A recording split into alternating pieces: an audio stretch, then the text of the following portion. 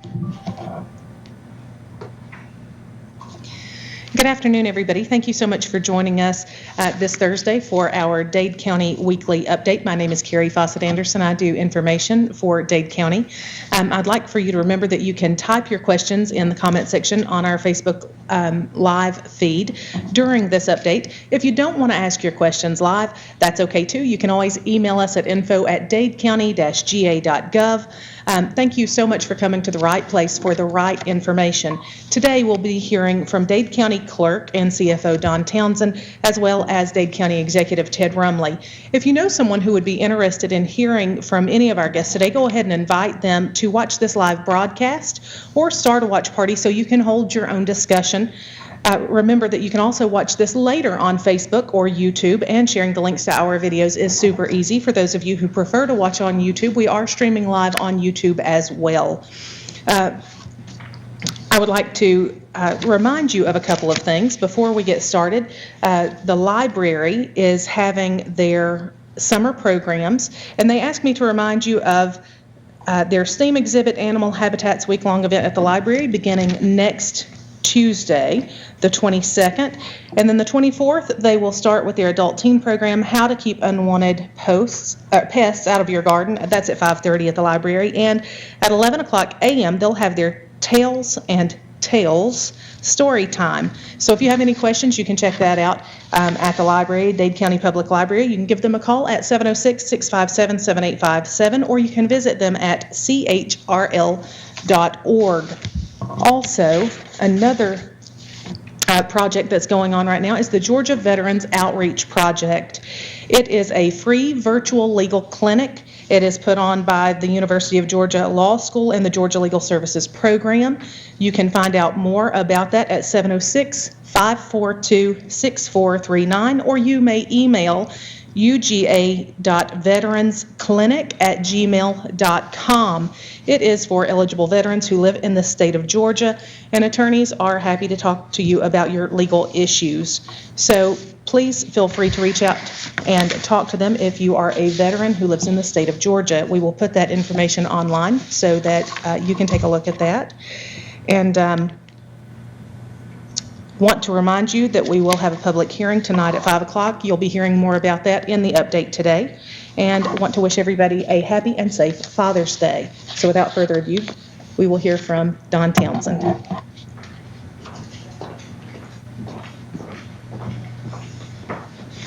Good afternoon. I am Don Townsend, CFO and County Clerk for Dade County, Georgia. Just wanted to, again, make everyone aware that there will be a notice of, a special public hearing tonight that is here in this room, the Dade County Administrative Building, 71 Case Avenue. We will begin that at 5 p.m. with the county commissioners, and the general public are invited to attend, as well as ask questions. We have a copy of the proposed budget available for inspection in our office, and also it is on our website, www.dadecounty-ga.gov. So feel free to take a look at that. And then following the meeting tonight, or the public hearing tonight, next Thursday, we'll have a special called meeting on June 24th at 5 p.m., again here in this meeting room, to consider adoption of the fiscal year's budget. So just briefly, what is a fiscal year budget? That's what a lot of times we call it our M&O budget. That's maintenance and operation. Counties in the state of Georgia are required to maintain a general fund, and so we do here in Dade County. We pay, payroll and such comes out of that account, along with all of our constitutional officers and directors over stuff like the Public Works Department, public transportation. It's basically just like your big home checking account that we pay everything out of. Budgets are required to be balanced, and we are continuing to work on that. We started our meetings for the budget process back in late April this year. A little bit delayed. Typically we start in early February, but we did start in late April. It went well. We've All of our commissioners have sat down with, at one point or the other, with different groups and different constitutional officers, different directors, different state agencies to discuss their budgets. To my knowledge, I think we actually have connected and sat down with every budget. And so we feel really good about that. Chairman Rumley, of course, was in on all of those meetings, along with myself and Rebecca Jones, our CPA and deputy clerk for the county. The next steps, as I just mentioned, is tonight's public hearing is required by law, then next week. And then following that, July 1st begins our new fiscal year. We run July 1st through June 30. It's called a fiscal year. We used to be on the calendar year, but we changed that back in 2010. And it works much better because we are in alignment with the state of Georgia, who's also on a fiscal year. Following that, just to briefly mention this, come July, we'll start discussions with the millage rate. And so we're still awaiting, we're in that 45-day process at this point. I believe Chief Appraiser Paula Duval has been mentioning that the last 2 or 3, 4 weeks. And so that's where we are with that. That should conclude, I believe, around July 13th. And then following that process, the tax commissioner, Angie Galloway, will receive what's called consolidation sheets. And from there, we should be able to determine what a mill is worth. We are anticipating growth in this year's digest, and we surely hope there is some growth, and that will help us determine where we are and stand on this year's budget. But we look forward to tonight meeting you and seeing you. And if you have any questions online, I believe Carrie will be available online to take those questions and pass those off to Chairman Rumley during the meeting. Thank you.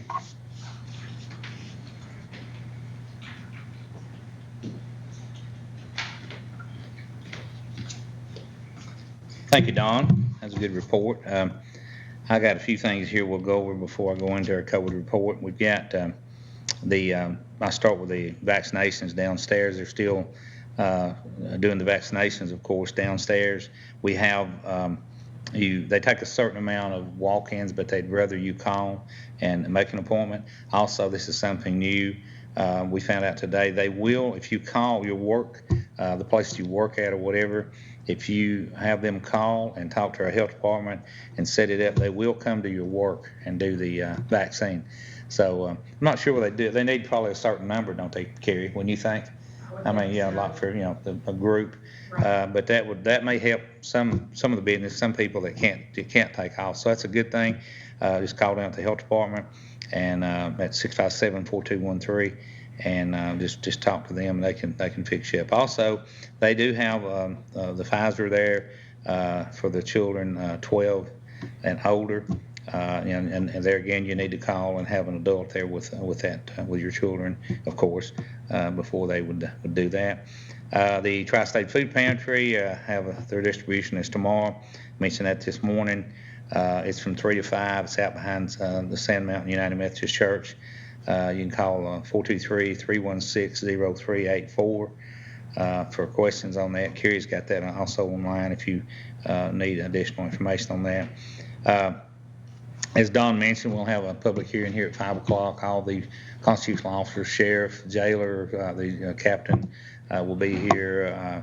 Their tax commissioner, everyone, all elected officials will be in this room, and they may have questions they want to ask us, or we may have questions to ask them. And the public is welcome to talk and ask them also. So that's at 5 o'clock. Driver's license service will be here next Monday, next week. We did have to close the Morganville Ridge Road a little earlier than we thought. We thought we were going to get by until a week after, next week actually.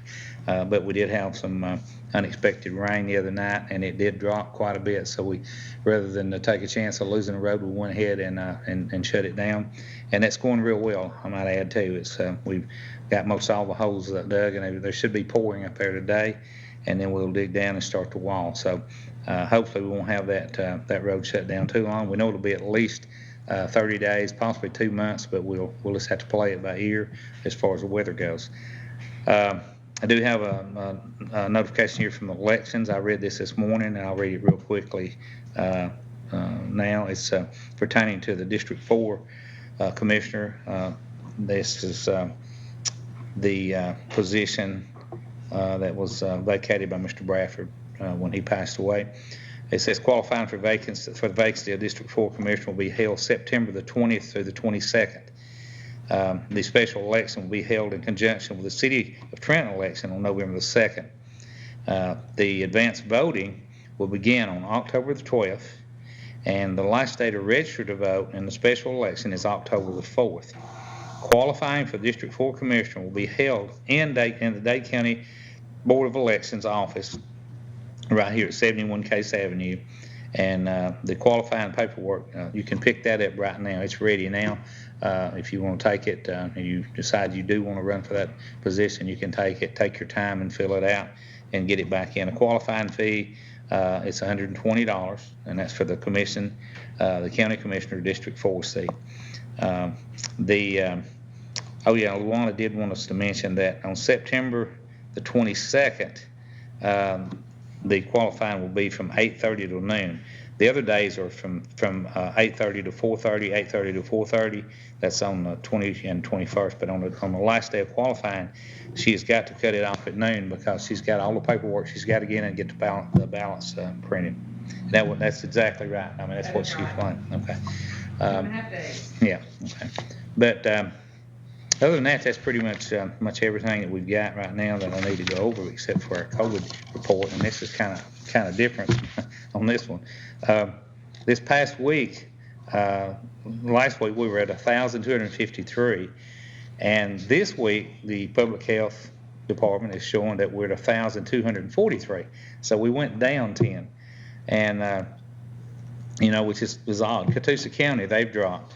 Chattooga County, they've dropped. And so Kerry is going to find out exactly what's going on with that. We don't have really an answer for that, but we do know that we've had 0 new reports of positive in the last week. So that's a good thing, but I don't know whether they're, I don't know. I don't have an answer for that. I don't know, but The Department of Health.